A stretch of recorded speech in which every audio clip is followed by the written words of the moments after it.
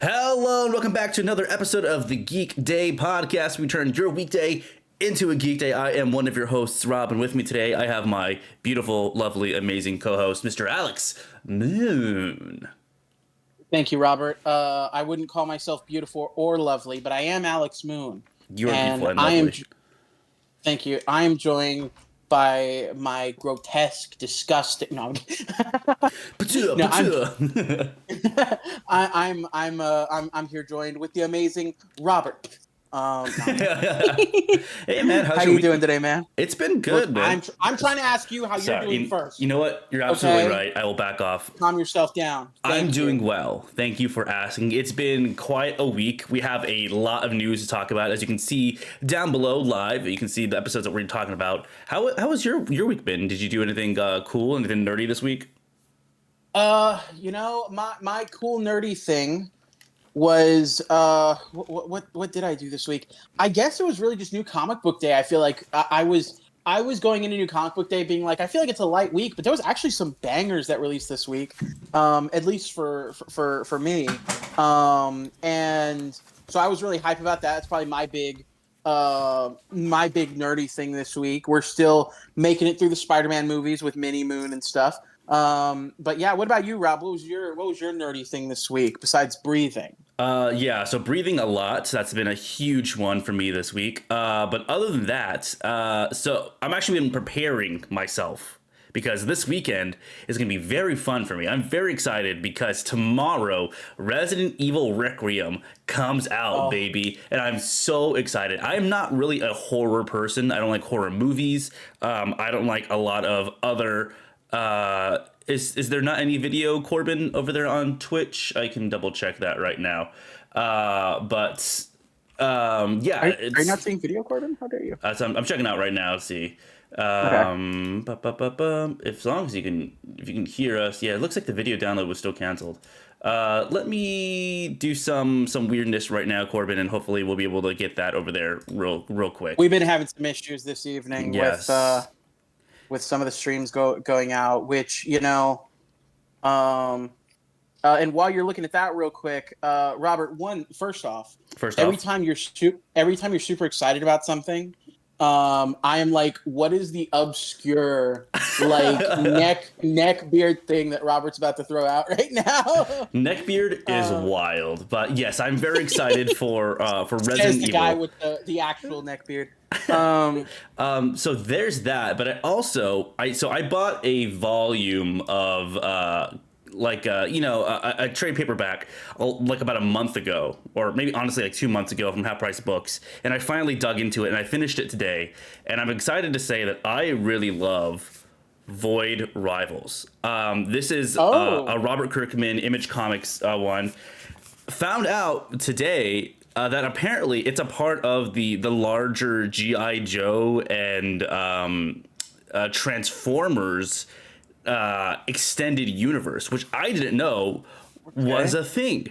So there is some really cool stuff that is in here. The story is great. It is so far like a tale of two planets that, live very close to a dying sun, and they hate each other.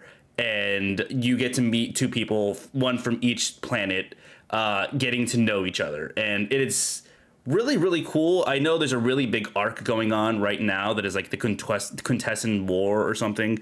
I've been buying the issues for when I eventually get there. But this is awesome. It is super, super, super cool. I'm really, really loving it. Well, Rob, and you said that was the G.I. Joe Transformers extended universe? That's correct, yes.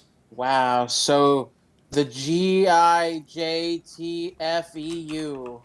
It's actually just it says right here at the bottom, EU. It's just extended universe.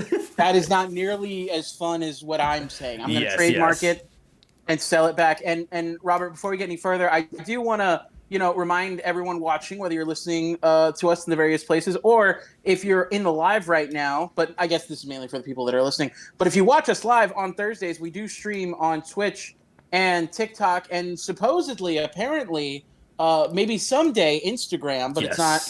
It's not really working right now. Cooperating tonight.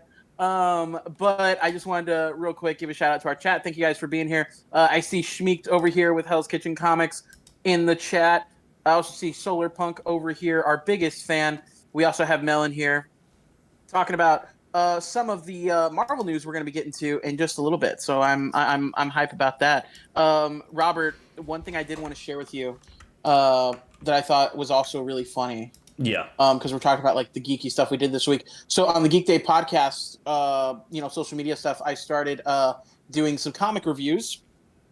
And one of my favorite things is today we released a comic review of the new history of the DC universe, the Dakota incident. Mm-hmm. I released that video, and on Instagram, somebody messaged me and told me their words to me were, being the guy that makes videos on race stuff, you sure added in hip hop when you were talking about the black characters. Because there's background music in that video. I was really upset about that because it's the Static Shock theme song. I was like, way to call me out. And they'd be wrong. That's so funny. I know. I also saw like there was another thing that you made where someone like called you like, do you hate white people or something? Yeah. Somebody's like, I hate white people. And I was like, where did that? And I don't even remember what the video was about, but it wasn't about race, wasn't about nothing. It was just literally people. I want to say it was like one of those ones where we're debating something, and it was like Batman this, Superman that, and random comment, this guy hates white people. What? Well, Alex, let's go ahead and jump into our very first story, because we have quite a bit to talk about today. We do. All right. Hopefully I'm solving also the Twitch issue right now. I realized something, so hopefully that'll be coming up very soon. But if not, oopsie, we'll figure it out. This is always available on Mondays, so don't even worry. We'll have this full thing available for you to go. But is that when the VOD comes out? I never know. Yes, sir. That's when the VOD does come out. So let's go ahead and jump into story number 1. Alex. Mortal Kombat trailer. Brand new trailer came out yesterday. I have it literally right here. I don't know why I'm not. This is not the new one they have pulled up. So yesterday. Yes, it did come out yesterday. Okay, yes. I want to say it was like yesterday evening or something, because I didn't see stories about it until this morning. And that's when I was seeing it break. But anyway, Rob, go ahead. Yes, so we have this brand new trailer that came out. We're going to be playing it right here over our conversation. So if you're watching live, dope, enjoy it. But Alex, what is your first initial sort of reaction when it comes to this trailer? Did you even like the first movie? Were you a big fan of it? So this is Mortal Kombat 2. We're coming off of the 2022, I believe, Mortal Kombat 1. Actually, let me double check that. It might have been 21. Yes, 21. Mortal Kombat 1. And when I watched Mortal Kombat 1, I thought that it was, as I was sitting there, I remember being like, oh my gosh, this is the most movie that I've ever watched. It wasn't bad, but it felt like a little hollow to me. Mm-hmm. Like it was definitely, and there's something to that, because even you right now, when I was talking about some of my reactions to the trailer, you were like, I don't even remember what fucking happened in that first movie, bro. First off, it was 5 years ago. It was, or 4 years, 5 years ago if it was 21. Mm-hmm. So 5 years ago that movie came out. We're getting the sequel finally. And if you guys remember, that movie came out like around the time of COVID. It was one of those films that went directly to streaming, if I remember correctly. So it's definitely one of those movies that maybe not a lot of people caught on to, or maybe movies weren't the first thing on their minds because people were dying or arguing about mask mandates. So, but I remember really thinking this is hella okay. And for some reason, the main character was this like weird new original character to the movie, which I thought was an odd choice. But getting to this trailer, this feels much more in the heart of Mortal Kombat. Like this feels so much more faithful to what the games are and what the comics are for Mortal Kombat. Like this feels very like when they're retelling that story, this is what I imagine. It feels like I'm looking at just an updated version of Mortal Kombat 9, which is the retelling of the first 3 Mortal Kombat games. So I'm a big Mortal Kombat guy. I love the Mortal Kombat games. Definitely more into the older ones and some of the newer stuff, but this one got me excited. I am really hype about it. There's some weird things in this movie that I have some questions about in regards to the first movie, but with that being said, those are kind of my brief thoughts. What did you think, Robert? I know we had this conversation a little bit before we started today, but also shout out to John Bailey in the chat. We love you. But yes, this trailer was super cool. I enjoyed the first one. Like I said, I don't remember really anything about the first one at all, but I remember having a good time being like, oh yeah, that's a movie that I enjoy. And seeing this trailer, I'm like, oh, I'm excited to see another movie that's just like that. It's to me, it's like the equivalent to like a Fast and the Furious movie, where it's like, don't take it too seriously. Like, this is just for like, to have fun, to sit down, and you can sit down for like an hour and a half, 2 hours, and just have a good time watching it. If there's going to be some gross stuff, yeah, probably. I mean, it's Mortal Kombat, but overall, it's gonna be good. We have Corbin over here asking about Johnny Cage and Carl Urban as Johnny Cage.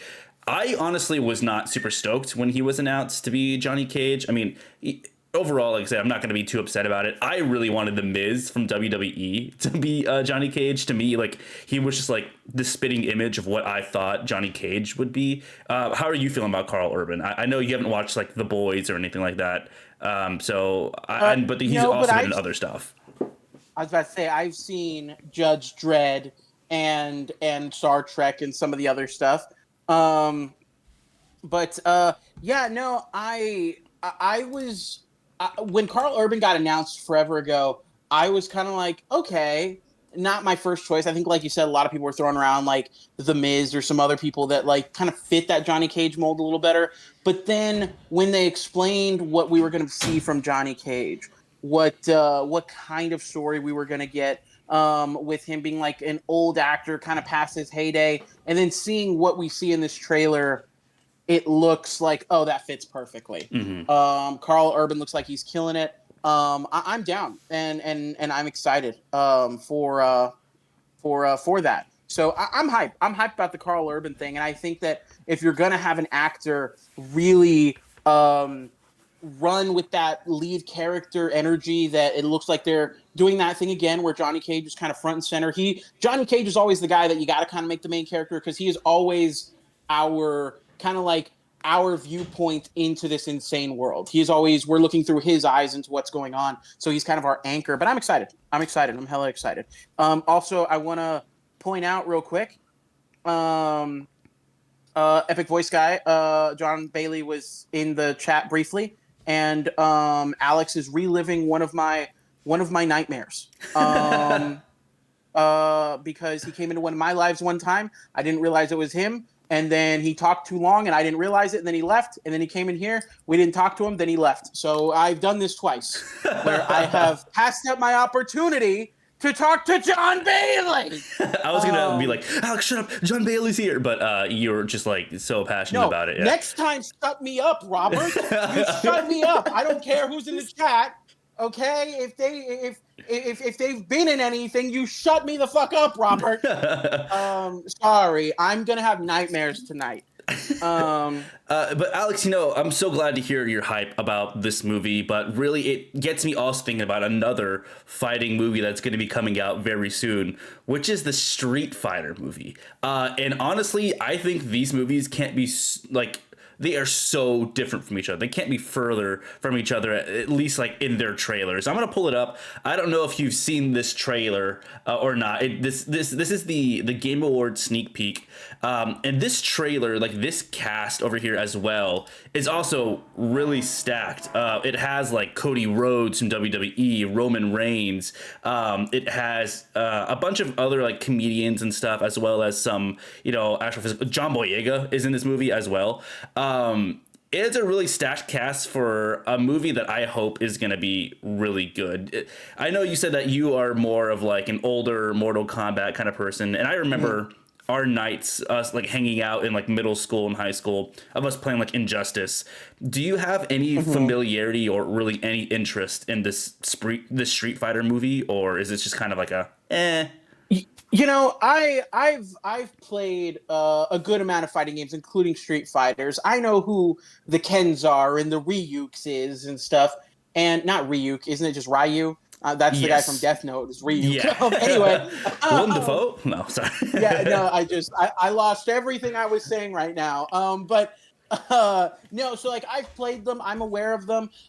This movie is definitely, like you said, polar opposite. At least the vibe that we're getting is polar opposite to what we seem to be getting from Mortal Kombat. Mortal Kombat, whether it's in the video games or the movies or TV shows or whatever that they do, it feels like that first game came out and it was a little wild, a little kooky, and then everything they did was try to bring it down to reality a little bit more, in more of like a realistic but also over the top gore fest kind of thing. Mm-hmm. But Street Fighter was always like, hey, do you want to play an anime? Like, that's always kind of like what I took Street Fighter as. I think it looks wild. I love the colors popping. I think the craziest thing, though, was randomly seeing Andrew Schultz in there. Yeah. That was the thing that I think took me out of it. I was like, oh, that looks cool. That looks cool. And then I was like, Andrew Schultz. I was like, okay, I guess. But yeah, I think if you look at them side by side, for me,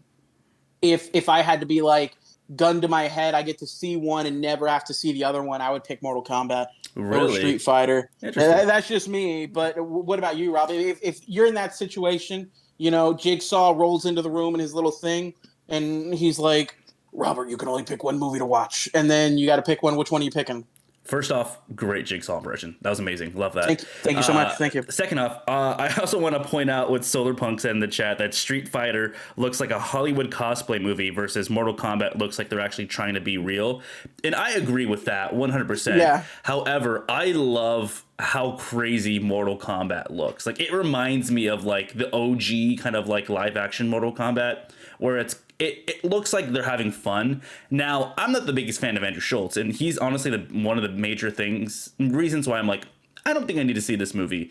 But overall, I'm really kind of excited because, like I say, Roman Reigns is in this. I think Jason Momoa is also in this. Cody Rhodes, a bunch of like really people that I really love. Me and my wife are really big WWE people, as well as she pointed out in the chat, Orville Peck is also in it as well.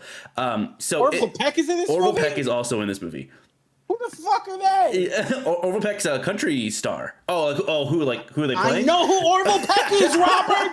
I'm cultured. I listen to what my wife plays in the car. Street Fighter. Orville Peck is playing Vega. Interesting. Okay, yeah. So I'm really excited about this movie. I think it's going to be dumb fun. I think I'm going to have more fun in the Street Fighter movie because, like, it is that, yes, Mortal Kombat is going for, like, we are serious, we are Mortal Kombat. This one is like, hey, like, we are Mortal Kombat. We are Mortal Kombat. It's that scene of, Guardians 1 when they're all holding each other as Infinity Stone starts to tear them away. But no. I was thinking of we are the Flash. Oh. But yeah, it makes me so excited for just like dumb fun. Again, like it's just like, okay, like we're seeing a bunch of like people that we know. I think they picked like people that are recognizable enough to like bring something to the role. I'm also just excited. Like we had oh my God, Becky Lynch in Happy Gilmore 2. So just to see like more people from WWE get out there that is not, the John Cena's or Dave Bautistas of the world. I'm just super excited. No, it definitely comes off as this is the Minecraft movie of the two. We're putting in, like you said, it's the Street Fighter IP is not going to sell the tickets to this movie. It is the cast that's going to sell the tickets to this movie, when Mortal Kombat is the opposite. It's not really the cast. I know Carl Urban has his fans, but it's more of the Mortal Kombat IP. People are going to go, so like, did you see Shao Kahn on the poster? No one's going to. Yeah, no one's going in being like, the actor that plays Jax? No, nobody. I don't even know his name. Yeah, no, dead ass. But let's go ahead and jump into our second topic of the day. And it's something that also really popped up right before we started this, is that Sadie Sink reportedly, yes, is going to be playing Jean Grey in Spider-Man Brand New Day. Now, Alex, this has been a rumor for a fat minute.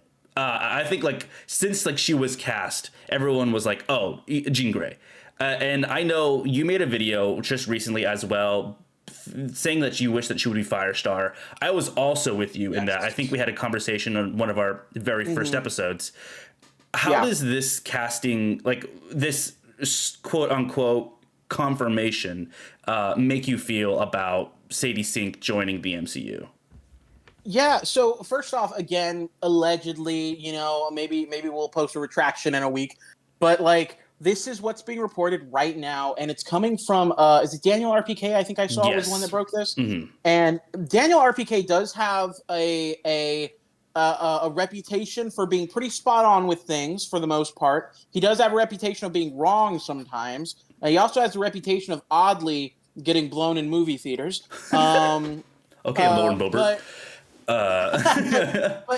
if it is true, I think while this is like the most, to me, boring, safe, I actually really wish they wouldn't have gone this route.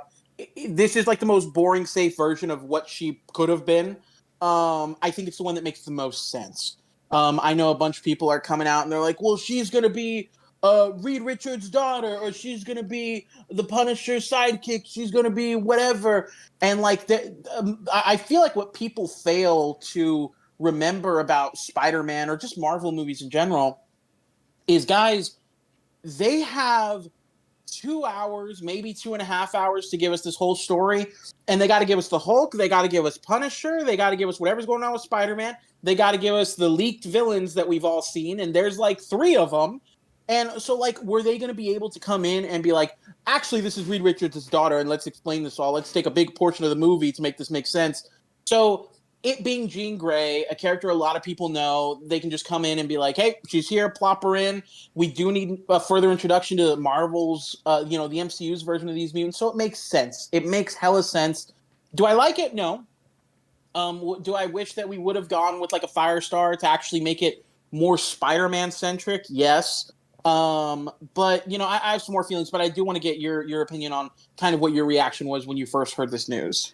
Yeah, I think I'm kind of on a somewhat similar wavelength as you. I don't think it is the safe thing. I do think that Sadie Sink is a fantastic actress. I think that, she has been on Broadway, and of course, she's most well known for being on Stranger Things as well. So I'm very excited to see what she does bring to the role, if in fact she is Firestar, if she is Jean Grey. I do think that getting Jean Grey as being our first entry into the world of mutants is awesome. She is, one of the original 5 X-Men. And overall, I agree with you. I'm not happy that her introduction is in a Spider-Man movie. And it's not necessarily for her, oh, woe is her. She's in this movie. To me, it's more of oh, woe is Spider-Man. Because it's dude, every movie so far that Spider-Man has had, or at least, Tom Holland's Spider-Man, it's always something in the background that is taking kind of over his movie. I mean, the first one, it's Tony Stark. The second one, it still is kind of Tony Stark. It's Tony Stark. And then the third one is he gets all the other Spider-Men to kind of... Tom Holland has not had really a movie for himself to kind of stand in. So I do also want to point out something really quick, because you're making a great point about how it's Tony Stark in the first movie, Tony Stark in the second movie. What does Spider-Man use to fix all the villains in the third movie? Yeah. Or Stark technology. I mean, literally, even Doc Ock is the power of the sun in your hands. That is the arc reactor, and I'm I get it. And of course, Robert Downey Jr. is very important to Tony Stark is very important to the MCU as its starting point. But overall, I'm super excited, for any mention of the X-Men, as I am an X-Men stan. I don't know. I also agree with you that there is just a lot happening in this movie so far. I do believe that, the other leaked villains are going to just be cameos. as well as the Punisher is going to be a cameo. The Hulk is going to be a cameo. So I'm really just wondering what this movie is going to be. And when do you expect a trailer to come out for this? Because this movie's supposed to come out in summer, correct? This movie, if I remember correctly, it's July 30th. Okay. That this film's supposed to come out. So it is towards the end of summer, but that's still summer.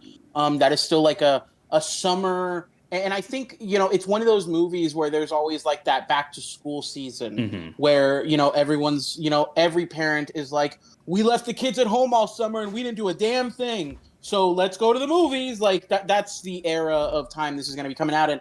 Now, with that being said, it's still a summer film, and I am a little surprised that we haven't gotten anything. I've been telling people I feel like marketing-wise, because we've already gotten some leaked marketing and stuff, stuff is ready to come out. Merchandising is ready. And if there's one thing Sony's going to do, if there's one thing Avi Arad's going to do with his grubby little fucking fingers, is he's going to sell as much shit as he can with Spider-Man's face on it. So I would think that they've got to do that, like mid to late March. I would be shocked if we enter April and there's not a trailer for Brand New Day, because we got to have that trailer out to go into the summer to be showing in front of these other movies. At least that's kind of my thought there. But yeah, no, it is a little wild that we still haven't gotten any word on it. But additionally, I was like, for sure that we were gonna get one for Super Bowl, at least a teaser trailer. I was kind of 50-50. I was like, I would not be shocked if we didn't. And I think that's not even because of the time. I think it's more so because these movies cost so much to make that I think studios are now going like, is $10 million really the marketing budget I want to spend when I can just drop the trailer on YouTube whenever it comes out and these shills are going to watch it either way? Like, you know what I mean? So, I think for something like a Project Hail Mary, it makes sense. But for something like a Spider-Man, I don't think they have to do it. Yeah. But with that being said, I do just also want to mention, I am kind of at the point with this Spider-Man stuff where, like you said, I want to know what this movie's going to be about. I want to know what they're going to do. But I'm also at the point where I feel like this whole clause that Sony has, because there is a clause, there is something in the Sony contract that says, hey, Marvel can use Spider-Man. Y'all are going to help us make these movies. We're keeping certain rights. You get the merchandising rights. We get this split, whatever. But then there's also, they have a clause in there that like Marvel characters from the MCU have to appear in our movie. Like, that's why we get the Iron Man. That's why we get Nick Fury. That's why we get Doctor Strange in the third one. And that is why. It's not for story purposes. It is because that is the contract. And they have to write around the contract. It now feels like, I don't know if in this new deal that they made to get these next couple Spider-Man movies made, if now this is going to hurt Spider-Man. Because now we're going into the Spider-Man movie that's supposed to be the street-level movie, and it is, but we're getting the Punisher, we're getting the Hulk, and now we're getting the introduction of Jean Grey, the introduction of a major X-Men character. And I'm also kind of curious to how she even plays a part. The only thing I can think of in my mind is, maybe she's seeing if Spider-Man's a mutant and if he needs help. But with that being said, if Professor X is around and he has Cerebro, he knows he ain't. So I'm, but I don't know. That's my thing. Any closing thoughts you have on that news, Rob? Yeah, I mean, so I'm looking at some of the stuff from the Super Sanctum Pod. Shout out Spidey Malachi over there. That they have their own theories as well. They think that she's going to be the one that gives Spider-Man organic webbing because he has no longer has access to Stark Tech, and then that they believe that. Same thing like you just said, that she believes that Spider-Man is a mutant and pulls out an ability that'll give him organic webbing. I don't think she'll be giving him organic webbing, and I do think that might be a good idea for kind of doing that, kind of like maybe an underground mutant thing, maybe like the Morlocks or whatever, before what goes into, the Xavier Institute. Overall, I mean, the more I hear about it, the more like trepidatious I am when it comes to this movie. Overall, of course, this is going to sell so many tickets. Everyone's going to go see this movie. So I'm not worried about it like on a box office. I'm just worried about it like, at what point are we making content just for content, and when are we actually trying to make a good Spider-Man movie? Which, I mean, we have had with the past three. They're good movies. None of them are bad. But I mean, like, when are we gonna get like a good Craven movie, Craven versus Spider-Man, or I know people are like, oh, so is Carnage gonna be the next one since Venom's kind of like being phased out, and I don't know. I want a good Spider-Man movie that isn't just a cameo fest, which I'm not too sure will happen in as long as Sony is holding the reins on it. Yeah, no, I definitely agree, and I think we're just gonna have to wait and see how it shakes out, obviously, but definitely I it's always like this with these Spider-Man films, but I feel like this one's the most confusing. Like, what is this going forward? And it's not so it's. Back in the day, we used to watch a trailer and be like, there's so much stuff going on. How's the story going to work? But now it's just more like, what the fuck is this even? Like, is there it's not even the Spider-Man stuff we're concerned about because, if we just go off the villains that were leaked, we're like, oh, cool, we're getting X amount of villains. That's cool. How's that going to work in the story? But that's not really what we're talking about. It's now become like, well, all these other fuckers that are from other properties within the MCU, how is this going to work? Mm-hmm. Now with that being said, I do want to hop onto something else that is adjacent to this. Mm-hmm. Schmeeked, and I'm not sure if Schmeeked is still here, but I'm going to still say it either way. We did have Schmeeked in the chat asking us if we could do a quick spoiler-free review on the new Punisher #1. For those of y'all who don't know, Punisher #1 just released this past week in comic stores.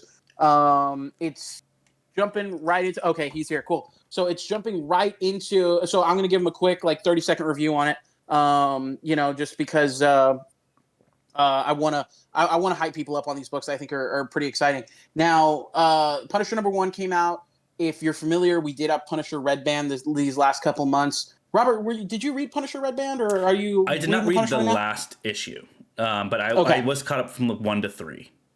Okay, so this is taking place, not going to spoil anything, but right after the end of Red Band. So if you've read Red Band, it's literally taking place right after. If you didn't read Red Band or the end of Red Band, it does catch you up on the things that occurred. Now, this is definitely a really fun jumping on point. It's really just, it's a first issue, probably in the most first issue way that it can be. It's exciting. It's got a little bit of action, but really you can tell, hey, we are just laying the groundwork. This isn't a Matt Fraction Batman 1 where you're like, damn, this is so good. This is a great first issue. Or Spider-Man #1 where you're like, this is a great first issue. This is definitely a hella first issue. We do have the return of a villain. I'm not going to say who it is, but that's exciting to see what they're going to do. But I would give it a hold up. What the hell? What? Hold up. 2 seconds. 2 seconds. I don't want to just... 2. Okay. Not literally 2. Give me one. Let's see. Absolute Punisher, or not Absolute Batman. What is it? Punisher #1. Oh, damn it! I didn't write it down. I made a video of it. I want to say I gave it like a 3 out of 5. But yeah, it's hella okay. But I would definitely check it out, Schmeeks. Definitely check it out. Rob, do you want to take us into our next topic? I will. This will be a lot of reading from me because I think there is a lot of important information that needs to be talked about this overall. But topic number 3, this dropped literally 1 hour before this started, and Alex texted it to me, and I was like, oh no. But Netflix refuses to hire bid for WB, and Paramount is looking to scoop it up.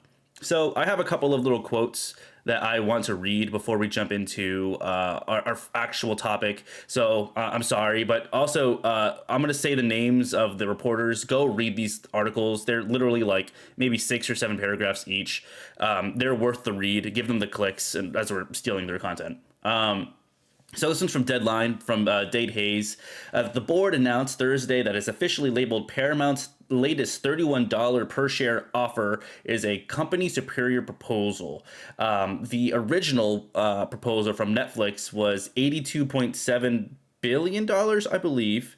Sorry, I'm like summarizing it, so I'm not reading everything. And it was only for the studio and streaming divisions of WB, Warner Brothers Discovery, while Paramount's bid is for the entire company. Netflix's offer was accepted by Warner Brothers last December, and since then Paramount has been raising their stuff. So now it moved from $30 a share to $31 a share. So $1 extra per share. And then finally, this is from The Hollywood Reporter from Alex Warren. In a stunning twist, Netflix is declining to raise its bid for Warner Brothers, positioning David Ellison's Paramount as the winner in the battle for the fabled studio. Netflix's co-CEOs Ted Sarandos and Greg Peters released a statement saying that it is no longer a financially attractive deal, and that it was always a nice to have at the right price, but not a must have at any price.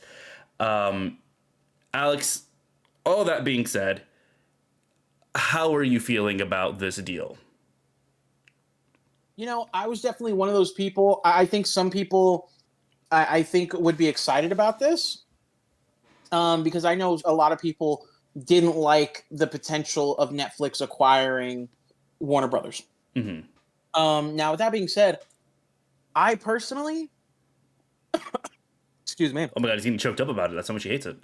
No, I think I'm of the mindset right now where I don't think I care as much as other people. And I think the main reason for that is I think people are forgetting this is not the first time that Warner Brothers has been bought and resold. You know what I mean? Like, we just had that Discovery merger fucking recently. Like, that was in the last 10 years. Mm-hmm.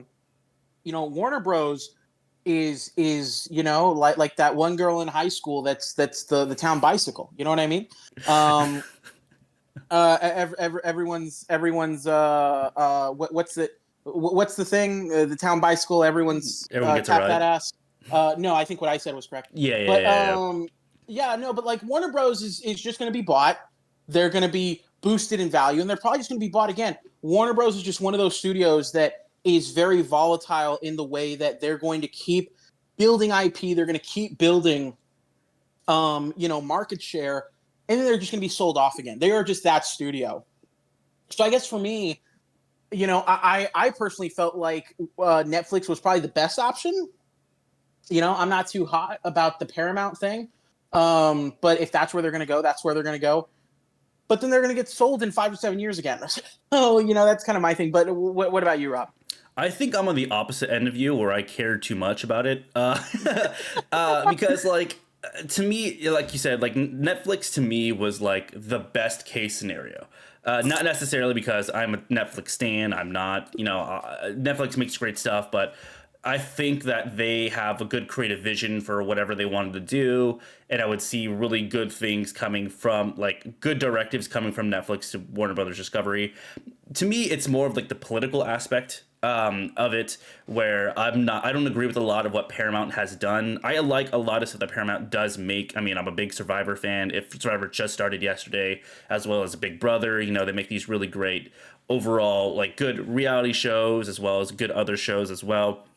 But when it comes to kind of bowing down to, this is going to be me getting my soapbox about the government and stuff, bowing down to this current administration where, you know, they have canceled the Colbert Show, saying, like, you know, it's sucking money, but really it's because, you know, Colbert started talking against the administration, as well as not allowing James Tallarico to come up on and talk. But they, like, pulled something from, like, the radio ages, saying that, like, oh, all candidates need to have the exact same amount of time when it comes to, you know, just talking on a show. So they had made them release it onto the internet, which, I mean, it got way more views doing that. But overall, it makes me upset that this is going to happen. And also, the company's putting themselves in such a detrimental position to try and make any money off of it. I can't imagine this being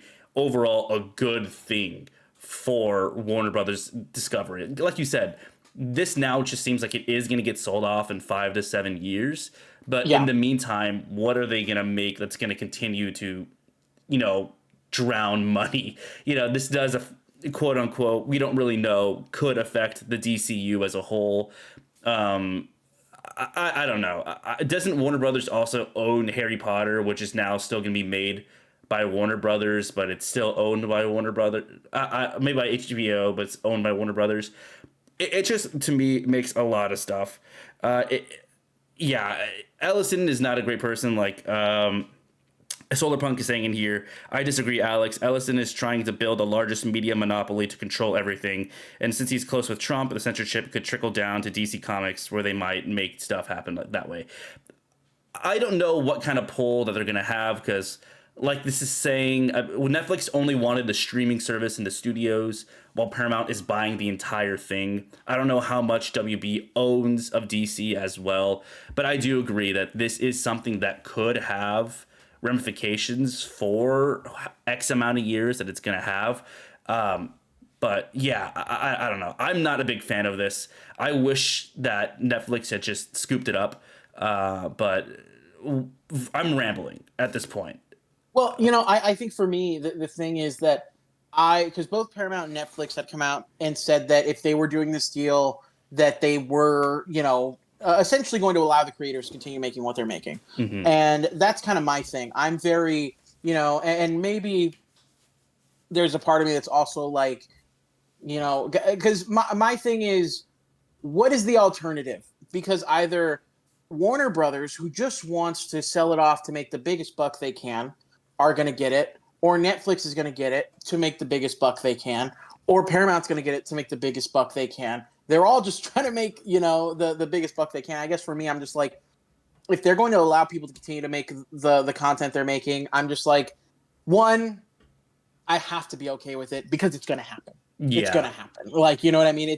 It's that thing where at the end of it, I'm like, me being upset, no change, nothing. So, now that being said, I do understand the ramifications of especially the censorship portion of it. But again, one, that's going to happen regardless if it goes through. Second, I feel like the thing that a lot of people, and I totally get what you're saying, Solarpunk, but I feel like a thing that a lot of people are going to forget here is we just got done with this week being the Dakota incident thing that we talked about earlier. They released that comic. Great comic. Absolutely loved it. DC doesn't have any ongoing, they haven't had any ongoing black-centered characters in their comics for a long time. There's never been an ongoing black female-led comic from DC. And DC is already not doing great stuff with their representation and how they're doing stuff. So am I going to be surprised or extremely upset if it continues to happen? Yes. And if it gets worse, I'm just going to be like, that's par for the course for DC at this point. I just feel like we're choosing which level of evil and how quickly we're going to get it. Mm-hmm. But that's me. That's my like just little like thing of like, we can make change, but this is not where we're going to make it, unfortunately. To me, it's not meme word. I'm disappointed, but I'm not surprised. Exactly. I agree with you. Like at this point, we're not going to. We don't have money to raise for, hey man, if the Geekday podcast could buy WB, I got $5 for you right here. But yeah. At this we're just going to have a Kickstarter for us to buy Warner Bros. Like we're trying to raise $3.7 billion. Yeah. So, I mean, I'm still, like I said, I'm upset about it. I'm going to continue to be upset about it. There's nothing I can do about it except, bitch and moan. But at the end of the day, I hope that, Paramount does just let them do whatever they want. But who knows? Like we said, we've seen instances with the Colbert Show and with the Colbert Show, basically, getting shut down with certain things. So we'll see. I know that Solarpunk is putting up in here that there is a certain Green Arrow character that is going to be having a killing billionaires series that's going to start happening. So we'll see if that does get canceled anytime soon. But this isn't. I think it says here that the deal to be voted on is in March. So that is getting voted on, and then having to implement actual people making decisions and stuff is probably going to take a few months as well, maybe even a year.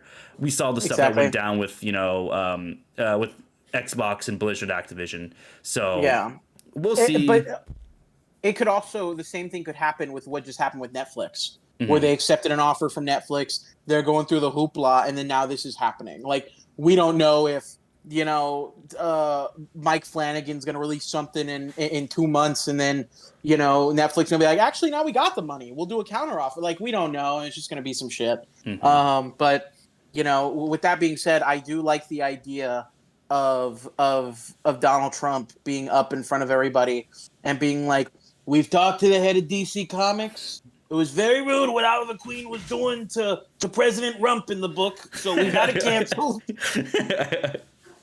Well, Alex, that is all that we have the time to talk about. Well, that's all the topics that we have today. Is there anything else that you would like to bring up before we end the show? For anyone watching this now or on the VOD or in any way, if you're going to buy any comic on this week of, New Comic Book Day, what was it, February 26th or today the 26th? Either way. 25th. Today's Wednesday was 25th. Yes. So if for New Comic Book Day, the 25th, I know this is going to come out on Monday, but if you haven't bought your issues from this week, if there's one you can still go out to buy or try to track down, please, please, please go out and purchase the New History of the DC Universe, The Dakota Incident. Absolutely fantastic book. Great representation of the Milestone characters. And it seems like they're teeing something up for a static return, some more returns for these other characters, and I'm really hype about it. And we need to show DC that if we want more stories like this, we're interested in stories like this, we're interested in these characters, we got to support the book. I was very glad that book was sold out at my LCS immediately. So, Robert, I imagine you didn't get it. Yeah, because I was like, I was there when it opened, and it was gone by the time I left. So, if you can buy anything, go buy that. Again, the New History of the DC Universe, the Dakota Incident. Please go out and buy it. Support Black superheroes and Black superhero stories. We definitely need more of them. Rob, what about you? Nothing that can come up off the top of my head. I will be playing the hell out of Resident Evil Requiem starting tomorrow. So I will be kind of MIA for that, just absolutely going to town. I'm only hearing that it's about 10 hours, so I should be able to finish it relatively quickly because I play video games way too fast. But go ahead and check out some of our other shows we have here on the Common Creatures Productions page. We got the Common Creatures podcast that's going on. We have another episode coming out tomorrow. So if you're interested in any tabletop RPG stuff and you like to hear Alex and I yap and make jokes and stuff, we do that in make-believe land as well for about an hour each time. So I'm very excited to put that on there. Our last episode was like an hour and 35 minutes. It was insane. I cut it down from like almost 2 hours to that. Solarpunk is saying live stream Robert for Resident Evil. I would love to. I need to move my my card from my other PC to this PC and hook it up. So maybe we'll see. I also really like to just experience games. We'll see. No, do it. But I enjoy games. No, but do it. We'll talk about it. No, but do it. Okay, here. Beat it the first time by yourself, and then do a hardcore run after that. I might do that. That sounds like a good idea. Okay. That'll give me enough time to get the motivation to uninstall something from one PC to the other. That's the real thing for me to have to be like, oh, I gotta go unscrew this and do that and put it there. I love how all of Robert's Robert will do this thing where he's like, yeah, I'm gonna stay up till 3 a.m. editing this podcast that comes out tomorrow, but Robert will also be like, oh, the will to live right now. I can't. It's like, oh, God, I got to go do X, Y, and Z. I did that. I had work to do, and I was like, I'm going to make a little sneak peek of an audio drama thing, and that took me significantly longer than some of the work that I had to do. But it was peak. It was thanks, peak. Man. It was so good. Thanks. So that is going to be it for this episode of the Geekday Podcast. Return your weekday into a geek day. If you are joining us a little bit later, this VOD will be available Monday morning on YouTube and on podcast services around the world. So please download it, listen to us there. Thank you again so much for hanging out. And Alex, one more thing. Yeah. One more thing before we end. Shmeek just came back in the chat. So Shmeek, I'm going to tell you everything that we missed. What you missed was Robert. Turn it off now. Turn it off now. Kill it now. We'll see you next week. Kill the feed. It's not going on. Kill the feed.